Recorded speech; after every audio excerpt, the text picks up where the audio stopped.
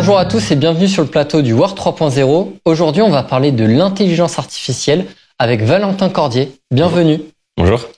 Valentin Cordier, tu es formateur en intelligence artificielle et freelance en marketing. Est-ce que d'abord tu peux nous présenter ton parcours ? Ok, alors moi du coup c'est Valentin, ça fait bientôt 4 ans que j'ai commencé à entreprendre. Déjà quand j'étais au lycée, j'avais commencé du coup en vendant des banques d'instruments virtuels, donc c'est pas forcément ce dont on va parler aujourd'hui. Puis il y a à peu près 1 an et demi du coup, j'ai vu que du coup au niveau de l'intelligence artificielle, il y a des grosses choses qui étaient en train d'arriver, que les gens n'étaient pas forcément préparés à ça, qu'ils savaient pas trop comment l'appréhender, comment utiliser les nouveaux outils qui sortaient comme ChatGPT, comme Midjourney, etc. Et du coup je me suis dit que ça pouvait être intéressant. On en reparlera peut-être plus tard dans cette interview, mais des vraies raisons en détail des raisons du coup qui m'ont poussé à vraiment me lancer là-dedans. Mais je me suis dit que ça pouvait être intéressant en fait d'aller expliquer, expliquer aux gens comment ils peuvent utiliser l'IA dans leur travail, dans leur business pour éduquer et pour rendre l'IA accessible à tous surtout. Et donc ça voilà, c'est vraiment ce que je fais depuis 1 an et demi. Et en parallèle là depuis quelques mois, j'ai aussi une agence de marketing qui pour l'instant est faite en tant que freelance, mais après je le vois déjà comme une agence en termes de structuration, process, etc. pour déléguer, donc de marketing pour des formateurs.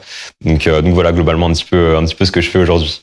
Bravo, c'est assez remarquable parce que t'es très jeune, donc c'est une belle success story quand même ton parcours. L'intelligence artificielle, c'est vrai que c'est à la mode depuis 2-3 ans. Après, chacun a sa propre définition de ce que c'est l'intelligence artificielle. Toi, comment tu la définirais, cette intelligence artificielle ? Alors ouais, justement, ça c'est toute une grande question. Comment définir l'IA ? Parce qu'en fait, il n'y a pas vraiment une définition officielle. Voilà, l'IA c'est ça. Mais pour moi, en fait, ma définition de ce que va être l'intelligence artificielle, ça va tout simplement être un programme informatique, un logiciel en fait qui va pouvoir répliquer, simuler ce que pourrait faire un humain. Donc de manière plus ou moins bien entre guillemets, des fois ça peut être de plus ou moins bonne qualité, mais si par exemple on prend l'intelligence artificielle Midjourney qui permet de générer des images, en fait ça pourrait simuler entre guillemets le travail d'un créatif. Alors est-ce que ce serait la même chose ? Non, c'est des choses qui sont différentes, mais ça pourrait en fait essayer de le reproduire, de le répliquer. Et ou par exemple ChatGPT c'est pareil, il pourrait essayer de simuler une conversation avec un humain. Voilà, tout ça en fait c'est vraiment ça qui pour moi, si je devais définir l'IA, je dirais vraiment que c'est ça. D'accord. Donc là, aujourd'hui, on va essayer de comprendre comment on peut augmenter la productivité grâce à l'intelligence artificielle au travail et même dans sa vie personnelle, je pense, parce que ça peut être un outil qui est utilisé au quotidien par tout le monde. Toi, t'as déjà créé 2 sociétés, il me semble, aujourd'hui. T'es en train de créer ton agence. Comment t'as utilisé l'intelligence artificielle justement pour en arriver là ? Ok, alors justement c'est une question intéressante et en fait il faut savoir que de base quand je me suis lancé il y a 4 ans il n'y avait pas encore tout ce qu'il y avait autour de l'IA aujourd'hui, il n'y avait pas encore de ChatGPT, de Midjourney, de tous ces outils là et du coup en fait je n'avais pas vraiment utilisé l'IA en 2020 quand j'ai lancé du coup mon premier business de logiciel de son. Après je l'ai un petit peu utilisé sur certaines parties quand ça commençait à arriver en 2021-2022 sur des points très précis notamment sur le site ou des choses comme ça, mais vraiment quand j'ai commencé à l'utiliser c'est quand il y a eu GPT, Midjourney, vraiment tous les outils un peu les outils que je recommanderais en fait, parce que on en reparlera peut-être après, mais je recommanderais pas forcément 36, mais plutôt quelques-uns et de bien les utiliser correctement. Et typiquement, ça peut être pour tout ce qui est brainstorming. En fait, beaucoup de gens, tu vois, pensent que l'IA, ça doit être forcément fait pour générer du résultat. Mais en fait, moi, j'utilise beaucoup l'IA pour structurer mes idées, pour lui demander aussi de noter mes idées. Ça, c'est quelque chose qui est pas mal. ChatGPT, en fait, c'est un petit use case. Ça, vous pouvez l'utiliser du coup si jamais vous voulez avoir une sorte de regard extérieur et de la part de l'IA, c'est de lui faire noter, par exemple, sur 10 en fonction de certains critères et de proposer des suggestions d'amélioration. Ça, c'est quelque chose que j'utilise pas mal. Après, au niveau de l'IA art, donc la génération d'images, typiquement, tout ce qui va être génération de logos, génération de visuels, de mock-up pour des produits digitaux, etc. Midjourney aujourd'hui en complément avec Canva, Photoshop pour un petit peu faire des assemblages pour la génération d'images. Voilà, c'est très puissant. Après, je sais que Midjourney, c'est un petit peu devenu entre guillemets mon graphiste privé. Je sais qu'il y a peut-être des graphistes qui vont pas forcément aimer le fait que je dise ça. Et en fait, ce qu'il faut comprendre, c'est que quand on lance une entreprise, qu'on est jeune, qu'on n'a pas forcément beaucoup de budget, en fait, dans tous les cas, on n'aurait pas fait appel à un graphiste. On serait allé prendre sur une banque d'images, limite peut-être même on aurait volé des images ou des choses comme ça, tu vois. Et donc dans ces cas-là, c'est peut-être préférable d'avoir le pouvoir créatif de l'IA, sachant que pour tout ce qui va être les grosses entreprises, je pense qu'elles font toujours appel à des graphistes et des créatifs parce qu'il y a un travail au-delà de juste générer l'image, tu vois. Ouais, totalement. Et puis ça correspond bien à un gain de productivité, comme on le disait. Je sais que tu as travaillé aussi chez des clients pour des projets de déployer l'intelligence artificielle. Est-ce que tu peux nous montrer des cas et des exemples concrets? Donc tu parlais de Midjourney pour la génération de logos, mais dans des plus grandes structures d'entreprise, comment on déploie l'intelligence artificielle? Ah, bien sûr. Typiquement, là, à la fin de l'année dernière, j'avais fait une formation en entreprise pour une entreprise qui fait des trophées sur mesure. D'accord. Et typiquement, ils voulaient utiliser l'intelligence artificielle pour générer en fait. Alors, les trophées, ils génèrent. En fait, ils font pas tout le travail par IA. Surtout que l'IA génère pas encore vraiment de la 3D aujourd'hui, même si ça devrait arriver du coup d'ici quelques mois. Mais en fait. Déjà juste pour avoir des concepts, pour avoir des idées rapidement, parce que des fois ils doivent faire des projets et comme c'est juste sur mesure en fait pour leurs clients, eh bien ils sont un petit peu dans le rush, ils doivent rendre des fois des projets avec des deadlines assez courtes. Et du coup, justement à ce moment-là, l'IA ça va pouvoir les aider parce que peut-être qu'ils vont pas forcément avoir l'inspiration créative au bon moment, au moment où justement ils doivent vite rendre des choses, ou même des fois juste pour explorer des nouvelles directions, pour avoir des nouvelles idées qu'ils auraient pas eues. En fait, utiliser l'IA, ça peut permettre déjà d'avoir un concept en 2D qui peuvent derrière aller faire en 3D sur des logiciels ou directement alors je sais pas si c'est vraiment vectorisé comme ça en 3D, mais du coup le passer en 3D, ou juste reprendre en fait des idées, reprendre des concepts. Et du coup j'avais fait une journée de formation avec cette entreprise là, et c'est vrai qu'ils en avaient été très satisfaits parce que pour le coup ça va leur faire gagner beaucoup de temps. Et ça leur fait gagner du coup aujourd'hui quand même pas mal de temps dans la génération créative. Et même si pour autant, ça remplace pas le travail d'un humain, ça remplace pas le regard d'un humain. Et aussi, chose très intéressante, Midjourney pour le coup ne prenait pas forcément en compte les critères techniques de matériaux, notamment le coût des matériaux, notamment est-ce que ça va tenir, est-ce que ça va être solide, etc. Et du coup, c'est toujours intéressant d'avoir aussi un regard humain dessus. En fait, l'IA ne fait pas tout, mais elle permet en fait d'aller plus loin et d'avoir une sorte d'extension de sa pensée, de sa créativité. D'accord. Et je sais que tu es formateur en intelligence artificielle aussi. Je crois que tu as formé plus de 7000 personnes tout à fait. Maintenant aujourd'hui. Nous, on avait des personnes de l'IFOP qui intervenaient dernièrement dans les Interviewers 3.0, qui parlaient d'intelligence artificielle aussi, et qui montraient que c'était un enjeu majeur pour les cadres du privé, notamment d'appréhender au mieux cette intelligence artificielle. Ils étaient un tiers à dire que c'était une opportunité, un tiers à dire que c'était une menace pour leur travail. J'ai deux questions en une. C'est déjà, toi, les formations que tu disposes, elles sont, quel est le type de personnes qui achètent tes formations? Et derrière, est-ce que tu ressens vraiment le fait que c'est une préoccupation majeure de tes apprenants, l'intelligence artificielle, et comment justement surmonter cette peur potentielle de l'intelligence artificielle pour mieux appréhender cette tendance et faire en sorte de la mettre dans les usages quotidiens en fait des travailleurs. Ok. Alors, la première question, c'était sur quoi déjà? C'était sur les profils de personnes que tu accompagnes. Ouais, du coup, au niveau des profils de clients que je vais avoir dans mes formations, en fait, il y en a deux. Le premier profil, du coup, ça va plutôt être une personne qui, on va dire, un cadre qui travaille dans le tertiaire, dans des bureaux. Ça peut être autant dans l'informatique que dans le marketing que dans le management. Quand même pas mal dans le marketing, beaucoup de personnes dans le marketing. Et tout ce qui est marketing digital ou dans le management. Et on va dire entre 35 et 60 ans, qui a pas forcément grandi dans la technologie et qui du coup en fait voit l'IA arriver, a envie en fait de l'intégrer dans son travail et en fait a envie d'en tirer profit un peu peut-être dans les premiers, ou en tout cas de pas faire partie de ceux qui sont peut-être lésés par l'IA. Et un petit peu comme en fait on pourrait avoir on a pu avoir la révolution des réseaux sociaux il y a quelques années. Il y a des entreprises qui l'ont très bien saisi et qui aujourd'hui en fait sont beaucoup développées par rapport à ça, par rapport à l'e-commerce. En fait, l'IA c'était un petit peu la nouvelle vague, la nouvelle opportunité. Et du coup ça c'était au niveau du premier type de client. Et deuxième, du coup, ça va plutôt être les freelances, les indépendants ou ceux qui sont en train en fait de lancer leur business et qui ont peut-être pas forcément beaucoup de temps à louer et qui se disent parce que peut-être ils ont un travail à côté, ils veulent passer indépendant ou autre, et du coup ils se disent qu'avec l'IA ils vont pouvoir travailler plus vite, ils vont pouvoir être plus productifs Et du coup, ils vont pouvoir aussi avoir un avantage concurrentiel entre guillemets sur les autres. Et ça, c'est un petit peu du coup le deuxième type de client que j'ai.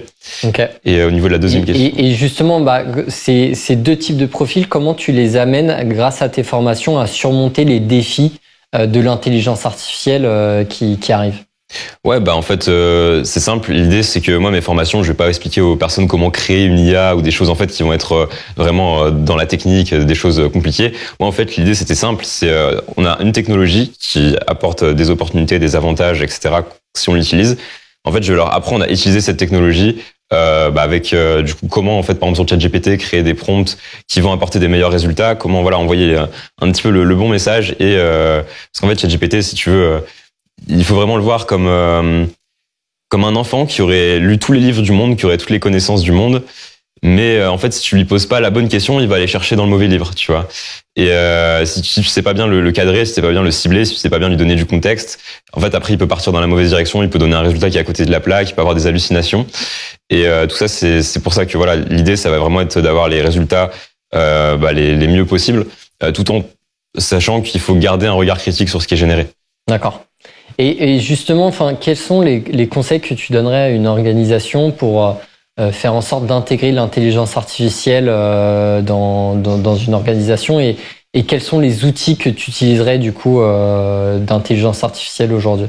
Ok, premièrement déjà je dirais surtout, ça c'est une erreur que je vois des fois, ne pas prendre l'intelligence artificielle comme le bouton magique qui va résoudre tous les problèmes. Ça c'est un petit peu un problème que je vois un peu plus sur les freelances que dans les grosses entreprises.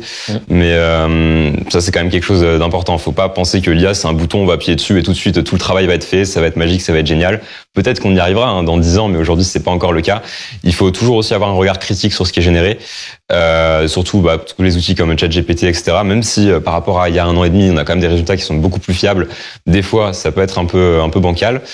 Et pas forcément s'en servir aussi que pour générer du contenu, surtout dans le marketing, parce que moi je fais du marketing, ce qui est aussi du copywriting, donc écriture de pages de vente, d'emails de vente, etc. Et en fait, ce qu'il faut savoir, c'est que ChatGPT, il a tendance à faire du marketing comme un Américain, et le marketing en France, c'est pas le marketing comme aux États-Unis, c'est-à-dire qu'aux États-Unis, en général, on va être bien plus agressif dans la communication, et ChatGPT, du coup, il va avoir tendance à se comporter comme ça, même quand il va écrire en français. Donc toujours avoir un regard critique et ne pas le voir comme un bouton magique. Et aussi bien prendre en compte que, en tout cas pour ce qui est de ChatGPT, ça ne remplace pas un manque de compétences. C'est-à-dire que moi je vais prendre mon cas par exemple pour des pages de vente. Quelqu'un qui ne sait pas faire de copywriting, qui ne sait pas écrire des pages de vente, en fait il n'aura pas le recul critique, il saura pas en fait comment formuler les bonnes requêtes, etc. à l'IA du coup pour avoir des bons résultats, pour pouvoir travailler plus vite. Et moi même typiquement dans les pages de vente, je m'en sers pas vraiment pour rédiger, mais plus par exemple pour brainstormer, pour réfléchir sur mes idées, pour lui faire juger ce que j'écris. Aussi, et pour faire un petit peu comme si je parlais avec mon client type à qui j'écrivais pour essayer de comprendre comment il pourrait réagir, etc. Donc en fait, on n'est pas toujours sur la génération. Après, ça dépend. Peut-être qu'un jour on y arrivera aussi parce que on a potentiellement GPT-5 et très sûrement à mon sens qui devrait arriver à l'automne. Du coup, à mon avis septembre, octobre, au plus tard en fin d'année. Et là, pour le coup, on ne sait pas trop ce qui va arriver, mais ça pourrait encore aller très vite et révolutionner. Mais du coup, voilà, il faut vraiment prendre en compte que ça ne comble pas un manque de compétences, qu'on ne remplace pas en fait forcément quelqu'un par l'IA, mais que ça peut permettre justement de gagner en productivité si on l'utilise bien, si on est capable de donner suffisamment de contexte et en fait d'allier entre guillemets son expertise à celle de l'IA, en tout cas pour GPT, qui va être en fait l'outil numéro 1 en fait que je recommanderais. Je vais pas en recommander 36 000. Après forcément ça dépendra des entreprises, mais aujourd'hui c'est un peu devenu l'outil grand public, mais en fait qui est devenu aussi très bon. Après en parallèle, en alternative, on a Claude 3 maintenant, donc qui à mon sens à peu près au même niveau que GPT-4, mais qui est pas officiellement accessible en France. Il faut passer par des VPN, etc. aux États-Unis. Et sinon, on a donc Midjourney pour tout ce qui est génération d'images. Pour moi, c'est de loin le meilleur, même devant DALL-E 3. Et après, ça peut être d'autres outils, typiquement dans la génération de sous-titres. Moi, comme j'écris aussi un peu du contenu, etc. sur les réseaux, au format short, on a des IA donc comme Submagic, SendShort, Snapvid. Ça, c'est des noms en fait d'outils qui permettent de générer des sous-titres, de faire des montages semi-automatiques par IA. Et ça, voilà, c'est encore des use cases où ça peut faire gagner du temps. Forcément, ça dépendra des entreprises. Mais voilà, je pense qu'il faut aussi essayer d'aller fouiller un petit peu, regarder ce qui se fait, mais toujours aussi avoir ce regard de est-ce que le travail est toujours d'aussi bonne qualité, parce qu'on a aussi beaucoup d'outils d'IA qui sont pas forcément encore des produits opérationnels prêts à être utilisés. Et d'ailleurs, c'est ça aussi avec ChatGPT, c'est que en fait des outils, des langages de modèles, des IA avec lesquels on pouvait discuter.